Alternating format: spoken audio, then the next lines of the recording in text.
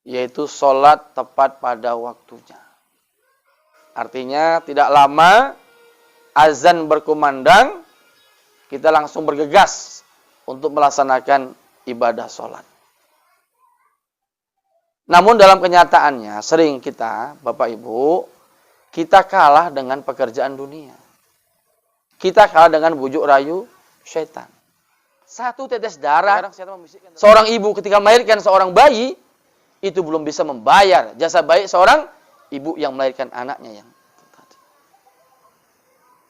Maka rata-rata kalau kita udah dengar lagu tentang ibu, Bu, bisa berebes, ya kan, Bu?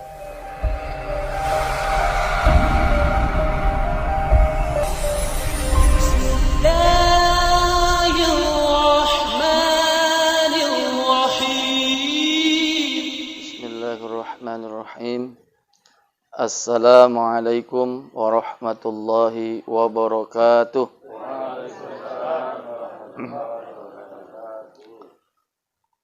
Hamdan wa syukran lillah, salatan wa salaman ala rasulillah wa ala alihi wa sahbihi wa mawala wa la hawla wa la quwwata illa billah, amma ba'd. Qala Allah Ta'ala fi kitabihil karim, a'udhu billahi minasyaitonir rajim, bismillahirrahmanirrahim. Innal ladzina amanu wal ladzina hajaru wa jahadu fi sabilillah ulaika yarjuna rahmatallah wallahu ghafurur rahim. Sadaqallahul azim. Bersyukur kita kepada Allah pada malam hari ini. Allah Subhanahu wa taala masih memberikan nikmat kepada kita sehingga kita dapat hadir dan berkumpul bersama di rumah Ahlul Bait, tepatnya di rumah Bapak Pujian Ginting SH keluarga, dalam rangka acara silaturahim ataupun arisan keluarga sakinah yang dilaksanakan di setiap 1 bulan sekali.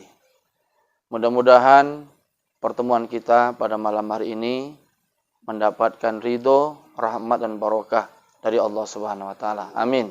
Amin ya rabbal alamin. Selanjutnya, sholawat beriring salam mari kita sampaikan kepada junjungan kita baginda Rasulullah Muhammad sallallahu alaihi wasallam. Allahumma salli wa sallim wa barik alaih. Semoga di yaumil mahsyar nanti kita kelak mendapatkan syafaat dari Rasulullah sallallahu alaihi wasallam. Amin. Amin amin ya rabbal alamin. Yang saya hormati Ahlul Bait, Bapak Pujian Ginting SH keluarga, yang saya hormati orang tua kami, Bapak Aliman, yang saya hormati Bapak-bapak, ibu-ibu, jemaah harisan keluarga sakinah yang dirahmati oleh Allah Subhanahu wa taala. Alhamdulillah pada malam hari ini saya bisa bertatap muka berjumpa dengan harisan keluarga besar ini, keluarga sakinah. Mungkin ini untuk yang pertama kali saya menyampaikan tausiah di acara arisan keluarga sakinah ini. Mudah-mudahan nantinya apa yang saya sampaikan pada malam hari ini dapat bermanfaat bagi kita, nanti dapat kita amalkan dalam kehidupan kita sehari-hari. Amin. Amin rabbal alamin. Bapak Ibu, orang-orang tua kami yang dirahmati oleh Allah Subhanahu wa taala. Tanpa terasa kita sudah masuk di tahun 2021. 2020 sudah kita tinggalkan. Maka kalau kita ingin dijadikan dan dicap sebagai orang yang beruntung, kata Nabi, orang yang beruntung itu adalah orang yang kehidupannya, ibadahnya, amalnya hari ini lebih baik daripada hari-hari yang sebelumnya. Orang yang masih merugi itu adalah, kata Nabi, orang yang kehidupannya, amalnya, ibadahnya hari ini masih sama seperti hari-hari yang lalu. Dan orang yang celaka itu adalah kata Nabi, orang yang kehidupannya hari ini, ibadahnya hari ini, amalnya lebih buruk daripada hari-hari yang sebelumnya. Oleh karena itu, Bapak Ibu semua, mari kita tanamkan dalam diri kita masing-masing. Di tahun 2021 ini kita harus menjadi pribadi yang lebih baik lagi daripada tahun-tahun yang sebelumnya. Kalau kita ingin dijadikan orang-orang yang beruntung di hadapan Allah Subhanahu wa taala. Bapak-bapak, ibu-ibu yang dirahmati oleh Allah Subhanahu wa taala, sesuai dengan namanya yaitu arisan keluarga sakinah. Sakinah itu artinya tenang, tentram, nyaman. Mudah-mudahan yang tergabung dalam acara arisan ini dijadikan keluarganya menjadi keluarga yang sakinah benar. Nah, samawah ya kan Bu. Sakinah, mawaddah dan itu doa itu. Selalu kalau kita dengar dalam bayan-bayan nikah, ceramah-ceramah pernikahan, seorang ulama atau seorang ustadz, seorang kiai selalu menyatakan kepada mempelai itu, baik laki-laki maupun perempuan, semoga keluarga ini menjadi keluarga yang sakinah, mawaddah dan warahmah. Tenang, tentram, nyaman, mawaddah, penuh dengan cinta, warahmah, penuh dengan kasih sayang. Jadi kalau udah keluarga itu tenang, tentram, penuh dengan cinta, penuh dengan kasih sayang, maka Allah Subhanahu wa taala akan meridhoi dan merahmati daripada keluarga itu. Dan mudah-mudahan tujuan kita membuat arisan ini, Allah jadikan keluarga kita seperti doa kita tadi, yaitu menjadi keluarga yang sakinah, mawaddah, warahmah. Amin.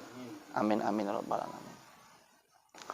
Bapak Ibu, orang tua kami yang dirahmati oleh Allah Subhanahu wa taala. Salah seorang sahabat Rasul bertanya kepada Rasulullah, "Ya Rasulullah, amal apa? Amal apa yang sangat dicintai oleh Allah Subhanahu wa taala?" Rasulullah SAW menjawab, yang pertama adalah as-salatu ala waktiha, yaitu salat tepat pada waktunya. Artinya tidak lama azan berkumandang, kita langsung bergegas untuk melaksanakan ibadah sholat. Namun dalam kenyataannya sering kita, Bapak Ibu, kita kalah dengan pekerjaan dunia. Kita kalah dengan bujuk rayu syaitan.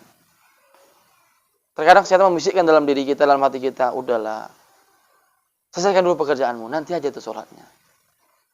Hati-hati Bapak Ibu. Kalau setiap hari kita selalu membelakangkan ibadah sholat, itu berarti kita membelakangkan daripada perintah Allah Subhanahu. Di mana makna takbiratul ihram itu? Allahu Akbar. Kita katakan Allahu Akbar. Allah yang maha besar. Berarti kan yang lain itu kecil. Kita sudah berjanji. Maka orang-orang yang betul-betul beriman kepada Allah di kemudian, begitu disuruh panggilan azan, dia akan memenuhi panggilan azan itu dan segera untuk melaksanakan ibadah sholat. Dan ternyata kalau kita istiqomah, yang berat ini istiqomah Pak. Bisa istiqomah sholat duha setiap hari, bisa istiqomah sholat tahajud tiap hari, bisa istiqomah wudhu sebelum tidur. Ini amalan. Coba kita rutinkan Bapak Ibu. Mohon maaf, terkadang mengapa sering banyak bala di keluarga kita, banyak penyakit di diri kita, banyak musibah di diri kita dan keluarga kita. Kita kurang atau mungkin jarang meruqyah diri kita sendiri dengan ayat-ayat Allah Subhanahu wa taala. Padahal Nabi memberikan amalan sebelum tidur itu. Hendaklah kamu tidur dalam keadaan sudah bersuci, berwudu, baca surah-surah dalam Al-Qur'an, suratul Ikhlas, Al-Falaq, An-Nas, ayat kursi, kemudian tiupkan di telapak tangan. Usapkan dari mulai ujung rambut sampai ujung kaki. Insya Allah, kalau kita amalkan itu secara rutin setiap hari Bapak Ibu, kalau ada orang-orang yang ingin berniat jahat terhadap kita, yang nggak senang terhadap kita, insya Allah kita akan dibentengi dengan ayat-ayat Allah tersebut. Dan itulah ayat-ayat yang sering dibaca oleh ahli-ahli ruqyah. Surah Al-Ikhlas, surah Al-Falaq, surah An-Nas, kemudian ayat kursi. Nah, coba kita istiqomahkan Bapak Ibu. Kenapa Nabi menyuruh setiap kita mau tidur kita hendaklah bersuci, berwudu? Seandainya kita wafat, seandainya kita mati ketika kita tidur itu, berarti kita wafat, kita mati dalam keadaan suci. Bersih. Masih ada air wudu. Ini amalan Bilal bin Rabah. Jadi Bilal bin Rabah itu orangnya masih ada di muka bumi ini, tetapi terompak kakinya sudah dekat dengan Rasulullah di surga. Ditanyalah Bilal ini, ya Bilal, apa amalan? Aku setiap batal wudu, aku akan wudu kembali. Dia istiqomah menjaga wudunya. Jadi ternyata Bapak Ibu, wudu itu bukannya saja ketika kita mau ibadah. Mau ke kantor berwudu, mau masak berwudu, mau tidur berwudu. Jadi segala aktivitas kita dibarengi dengan berwudu. Ternyata manfaat wudu ini Bapak Ibu, saya baca dalam hadis, Nabi terangkan dalam hadisnya, inna ummati yud'auna yaumal qiyamah ghurran muhajjalin min atharil wudu. Sesungguhnya umatku akan dibangkitkan dari kuburnya menuju padang mahsyar nanti pada hari kiamat min atharil wudu. Dalam keadaan wajahnya itu bercahaya, berseri-seri, bersinar. Bekas dari apa? Bekas daripada wudunya itu. Apabila kita basuh muka, Bapak Ibu, maka bergugurlah dosa-dosa yang diperbuat oleh wajah kita. Kita basuh tangan, gugurlah dosa-dosa yang diperbuat oleh tangan kita. Kita basuh kaki. Jadi sebelum pemerintah menyuruh kita cuci tangan, Islam sudah punya konsep untuk kita hidup sehat, yaitu dengan cara berwudu. Maka ibu-ibu, make up yang alami itu adalah berwudu. Bukan temulawak, Queen Yen, ya kan Bu? Pixie, Wardah, ya. Jadi wanita itu fitrahnya itu kalau mau cantik yang alami itu adalah menjaga wudu sebenarnya Bapak Ibu. Tengoklah kalau kita udah berwudu Pak, Bu, habis sholat seger nggak tuh wajahnya? Seger terasa, nyaman terasa gitu. Jadi nggak sembarangan amal wudu ini. Jadi Bapak Ibu yang dirahmati oleh Allah SWT, berusahalah kita di tahun 2021 ini, kita menjaga sholat tepat pada waktu. Nanti cahayanya beda di akhirat, orang yang sholat di awal waktu, di pertengahan waktu, di ujung waktu, beda. Jadi kalau yang jaga sholat di awal waktu, ini terang cahaya wajah, terang cahaya matahari. Ada yang seterang cahaya bulan, mungkin di pertengahan waktu. Ada yang seterang cahaya bintang, kecil dia, tapi masih ada cahayanya. Mungkin di ujung waktu itu. Zuhur 2:30, asar 5:30, maghrib jam 7 lewat. Ya. Betul. On time. Paling besar pahalanya. Kenapa, Pak? Kalau imam itu terima beres. Ya kan? Masjid sudah bersih, azan sudah dikumandangkan, dia tinggal nyuruh rapatkan saf. Siapa yang paling besar pahalanya? Nazir. Tukang sapu masjid. Ada suatu cerita di Jawa itu kan, Bapak Ibu. Seorang nazir masjid meninggal, wafat, dia marbot di masjid itu. Subhanallah, ketika mau dikuburkan jenazahnya, tercium aroma wangi. Itu masih marbot, tukang sapu masjid. Apalagi yang aktif dalam memakmurkan masjid dengan sholat berjamaah. Maka saya perhatikan dalam kehidupan keseharian kita, rata-rata orang istiqomah memakmurkan masjid dengan sholat berjamaah, wafatnya dalam keadaan husnul khatimah. Bagaimana enggak husnul khatimah? Masuk masjid, udah berdoa dia, Allahumma aftah li abwaaba rahmatik. Ya Allah, bukakanlah pintu-pintu. Itu abwa itu jamak dari kata babun. Bukan satu pintu, banyak pintu. Kita baca Allahumma aftah li abwaaba rahmatik, kaki kanan masuk masjid. Masuk masjid dirahmati, keluar masjid dapat rezeki. Itu fadilah. Langkah kaki diampunkan dosa. Subhanallah. Jadi Bapak Ibu yang dirahmati Allah Ta'ala, mari kita tanamkan dalam diri kita. Jangan kita lagi membelakangkan sholat ini. Banyak ibu sekarang, Bu, sholat isyanya jam 10 malam. Kenapa? Nonton Ikatan Cinta di RCTI. Tahu. Karena ada yang curhat sama saya. Pak Ustadz, istriku sekarang, ya Allah Pak Ustadz, sholat isyanya ya Allah 9:30 jam 9. Kenapa Pak?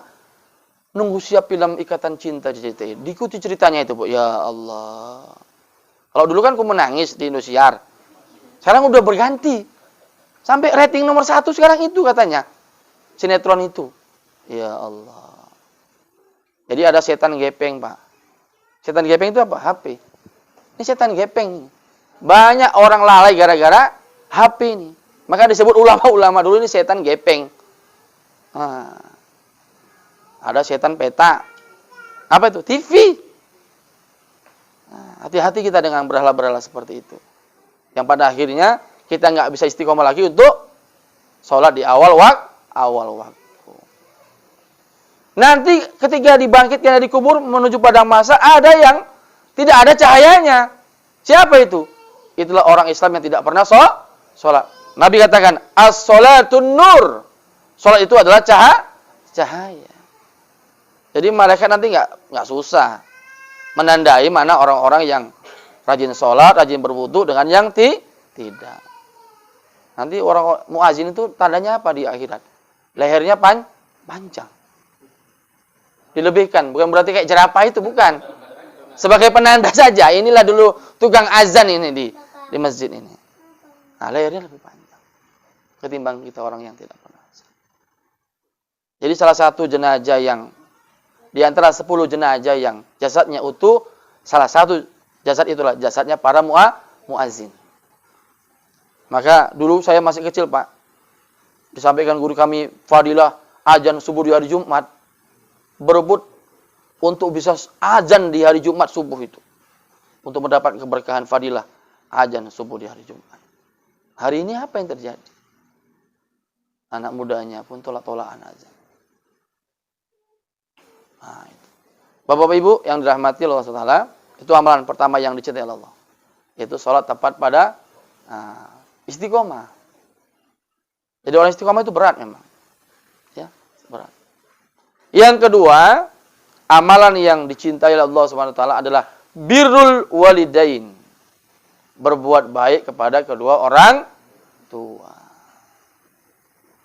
Jadi kalau udah mama kita nelpon, Bapak Ibu, penuhi panggilan telepon itu. Tengok itu, Habib Novel Alaidrus. Ketika dia sedang ceramah, mamanya nelpon, berhenti dia, minta kepada jemaah, mohon maaf, mama saya nelpon. Saya terima telepon ini dulu. Lebih penting ini yang buat saya. Nah, sampai sebegitunya Bapak Ibu. Hari ini banyak orang, tunggu dulu jangan, aku lagi ceramah ini, nggak bisa. Nanti aja teleponnya. Nah, Bapak Ibu yang dirahmati Allah Ta'ala. Padahal kita sering dengar hadis, ridallah fi ridal walidain, wa suktullah fi suktil walidain. Ridhonya Allah bergantung ridhonya kedua orang tua. Murkanya Allah bergantung pada murkanya kedua orang tua. Maka apabila meninggallah seorang ibu dalam keluarga, maka hilanglah satu kebarokan doa dalam keluarga itu. Saya terasa, Bapak Ibu. Dulu masih ada ibu saya, dengan sekarang sudah nggak ada ibu saya, terasa. Kalau dulu masih ada ibu kan, dia doakan doakan sehat, doakan rezeki apa. Sekarang sudah wafat, terasa Bapak. Kebarokan itu agak hilang. Kenapa? Karena doa seorang ibu kepada anaknya tidak ada hijab bagi Allah untuk tidak mengabulkan doanya. Maka jangan kita menjadi orang yang menyesal. Nanti setelah ibu kita meninggal, karena belum sempat kita berbakti kepadanya. Banyak begitu, menyesal. Satu orang ibu bisa menjaga 10 orang anak. Tetapi belum tentu 10 orang anak bisa menjaga satu orang ibu. Buktinya apa? Banyak terjadi di masyarakat. Ketika anaknya sudah sukses semua, 5 orang itu menjadi seorang insinyur, seorang direktur, seorang yang hidupnya mapan. Ketika ibunya sudah tua renta, masing-masing tolak-tolakan mengurus mamanya yang sedang sakit itu. Kaulah bang, yang ngurus mama. Aku sibuk, nggak sempat, bisnisku banyak. Adiknya juga demikian.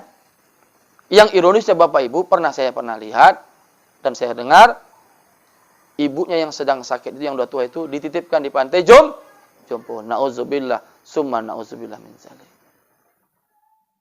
Maka saya katakan tadi, satu orang ibu bisa menjaga 10 orang anak. Tapi belum tentu 10 orang anak bisa menjaga satu orang ibu. Padahal Bapak Ibu, salah satu doa kita, mengapa doa kita makbul, salah satu mengapa rezeki kita lancar, itu salah satu adalah andil daripada pengaruh daripada doa ibu-ibu kita. Ulama-ulama sekarang yang sukses seperti Imam Syafi'i, Imam Hanafi, Imam Hambali, Imam Maliki, bisa menjadi ulama sebesar itu, salah satu andilnya adalah doa daripada ibunya. Maka ketika Nabi ditanya, "Ya Rasulullah, siapakah yang harus aku cintai setelah Allah dan engkau ya Rasul?" Rasulullah mengatakan, "Ummuka." Siapa lagi ya Rasulullah? "Ummuka." Siapa lagi ya Rasulullah? "Ummuka." Ibumu. Ibumu. Ibu baru ayah, baru abuka Nabi katakan. Sampai ada lagu dikatakan, "Ibu derajatmu 3 tingkat di atas ayah, melahirkan, membesarkan, dan mendidik anak-anakmu." 3 tingkat, Pak. Derajat ibu di sisi daripada ayah. Maka bagi kita yang masih ada ibu, sekarang ini Bapak Ibu, berbaktilah kita kepada kedua orang tua kita. Kalau hidup kita ingin bahagia dunia dan akhirat, jangan lupakan. Kalau ada rezeki lebih, mama kita udah meninggal, ayah kita udah meninggal, dulu belum sempat umroh, belum sempat haji, ada dana kita, badalkan haji, badalkan umroh atas nama daripada kedua orang tua kita. Di Sri Gunting, ada seorang ibu meninggal, Bapak Ibu. Rupanya ibunya ini meninggal, banyak meninggalkan emas. Di total lah emasnya itu kalau dilarikan uang sampai 50 juta, Pak. Anaknya nggak ada yang tahu. Tahunya ternyata telah dibongkar, di lembarnya begitu banyak emas. Ibunya ini menyimpan emas. Tetapi karena si abang ini adalah orang-orang yang paham agama, musyawarahlah keluarga ini. Abangnya mengatakan, bagaimana kalau harta mama ini yang ditinggalkannya, kita kembalikan lagi pahalanya untuk mama. Setujukah kalian kalau uang yang 50 juta ini kita infakkan semuanya untuk pembangunan pondok pesantren? Semua keluarganya setuju. Harta yang ditinggalkan oleh mama, dikembalikan lagi pahalanya untuk mama kita. Itulah abang yang bijaksana. Hari ini apa yang terjadi? Begitu seorang ibu meninggal, banyak meninggalkan emas, kakak itu, adiknya, aku kalau mama ya, aku gelang mama ya, aku cincin mama ya. Padahal, kalau kita ingin berbakti kepada orang tua kita, kembalikan lagi harta yang dia tinggalkan itu. Pahalanya, untuk siapa? Untuk daripada orang tua kita itu. Selama pondok pesantren itu digunakan anak-anak untuk belajar agama, belajar hadis, menghafal Quran, maka terus mengalirlah pahala itu kepada almarhumah ibunya tadi. Ini kenapa? Karena keluarganya paham agama. Karena mohon maaf Bapak Ibu banyak, kalau ayah sudah meninggal, ibu sudah meninggal, ribut anak. Memperebutkan harta waris. Sampai saya pernah marah dalam sebuah musyawarah keluarga, ribut, harta sekian ratus juta mau dibagi ribut. Saya bilang, kalian ini nggak nyari, tinggal bagi aja ribut. Baru diam Pak gitu. Di mana letak? Ya, bilang gitu. Kita nggak nyari Bapak Ibu. Kita tinggal membagi harta sesuai dengan hukum ribut kita. Bagaimana dengan orang tua kita nanti di alam kuburnya? Kalau kita ribut masalah pembagian harta waris. Maka Pak, setelah saya sampaikan di dalam kata-kata takziah di pasal 5, beberapa minggu kemudian ibu itu langsung menyetorkan uang kepada saya, Pak Ustadz Endro, tolong ini uang ada 3,5 juta, tolong suami saya dulu ada niat mau umroh, tapi sebelum dia berangkat umroh dia sudah meninggal. Saya niatkan ini, saya mau badalkan umroh untuk suami saya. Nanti kalau ada uang lagi saya mau badalkan haji untuk suami saya. Langsung saya transferkan kepada travel. Begitu Pak. Nah, ya orang tua kita bisa seperti sekarang ini, itu salah satu andilnya adalah jasa baik daripada kedua orang tua kita. Maka Bapak Ibu, kalau kita rezeki lebih, infakkanlah sebagian rezeki kita di atas namakan orang tua kita yang sudah berpulang ke rahmatullah. Mereka mendapatkan bagian pahala, kita pun yang menginfakkan mendapatkan bagian pahalanya. Nah, Bapak Ibu yang dirahmati Allah SWT. Itu yang kedua, amal yang sangat dicintai oleh Allah. Maka sampai ketika Umar bin Khattab mau berangkat ke Yaman, Bapak Ibu, Rasulullah berpesan, "Ya Umar, nanti kita kamu sampai di Yaman, tolong kamu singgah ke rumah seorang pemuda yang bernama Wais Al-Qarni. Mintalah kamu didoakan olehnya." Umar penasaran, apa kelebihan Wais Al-Qarni? Sampai aku disuruh Nabi minta didoakan sama dia. Setelah sampai di Yaman, Umar meminta kepada sahabat yang lain untuk dihantarkan ke rumah Wais Al-Qarni. Ternyata Bapak Ibu, di rumah Wais Al-Qarni ada seorang ibu yang sudah tua renta, yang sudah nggak bisa apa-apa lagi. Wais Al-Qarni itulah yang mengurus ibunya yang sudah tua renta itu. Dimandikannya. Nanti setelah mandi sisir rambutnya. Nanti ketika makan disuapi makannya. Pergi mana-mana digendong itu ibunya. Asbab dari baktinya Wais Al-Qarni kepada ibunya tadi menyebabkan setiap dia berdoa kepada Allah Subhanahu wa taala, doanya langsung diijabah oleh Allah Subhanahu wa taala. Kenapa? Karena Allah suka dengan perbuatan itu. Bayangkan Bapak Ibu, dari Yaman digendong ibunya untuk berangkat haji. Berapa jauh tuh? Kalau sekarang udah enak, udah banyak aspal. Dulu terjal. Tapi begitu pun melepuh kaki Wais Al-Qarni, digantikan itu membayar jasa bayi ibunya, itu belum ada apa-apa. Belum cukup. Satu tetes darah seorang ibu ketika melahirkan seorang bayi, itu belum bisa membayar jasa bayi seorang ibu yang melahirkan anaknya yang tadi. Maka rata-rata kalau kita udah dengar lagu tentang ibu, Bu, bisa merebes, ya kan, Bu?